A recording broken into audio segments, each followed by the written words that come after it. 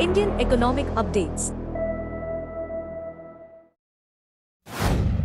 The Indian economy showed signs of a slight slowdown halfway through the fiscal year after strong summer growth, with experts suggesting this could be temporary. In September, GST collections grew by 6.5% to 1.72 lakh rupees crore, lower than the double-digit growth seen from April to August. Manufacturing activity, measured by the PMI, dropped to an 8-month low of 56.5.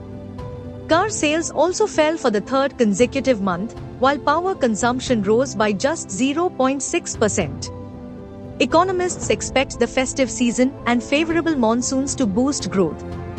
Despite some softening, experts remain optimistic, with rural demand and investments likely to drive growth, and a 7% growth rate forecasted for FY25.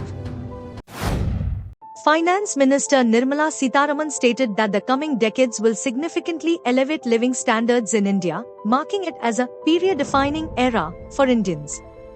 While it took 75 years to reach a per capita income of $2,730, India is expected to add $2,000 more in just 5 years, according to IMF projections. She highlighted India's young population, with 43% under 24, as a key driver of consumption, savings, and investment. Sitharaman emphasized that a growing middle class, foreign investment, and innovation will fuel economic growth.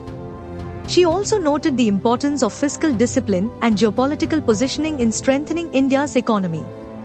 By 2047, India aims to share characteristics with developed nations, with inequality projected to decrease further.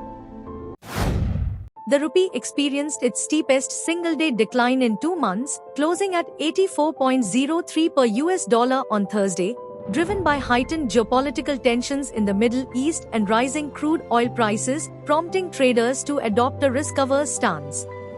Expectations of a potential large rate cut by the US Federal Reserve in November further pressured the rupee, although central bank intervention helped prevent it from breaching further decline.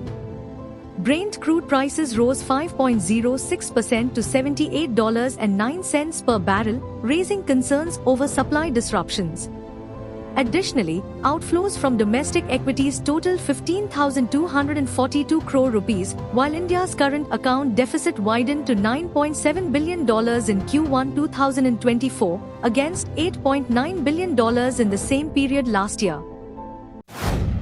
The Reserve Bank of India's foreign exchange reserves surged by $12.5 billion to a record high of $704.8 billion for the week ending September, driven mainly by RBI's net dollar purchases. This increase stems from foreign investment in Indian equities and government bonds, as India's inclusion in JP Morgan's emerging market index attracted capital inflows. FPIs invested $11.1 billion in stocks, while bond inflows rose by $2 billion. Economists noted that a weaker dollar, higher gold prices, and lower US bond yields contributed to the rise. High reserves make India an attractive investment destination and provide a buffer during foreign outflows. However, large reserves don't guarantee a stronger rupee, as the RBI favors a stable or slightly weaker currency.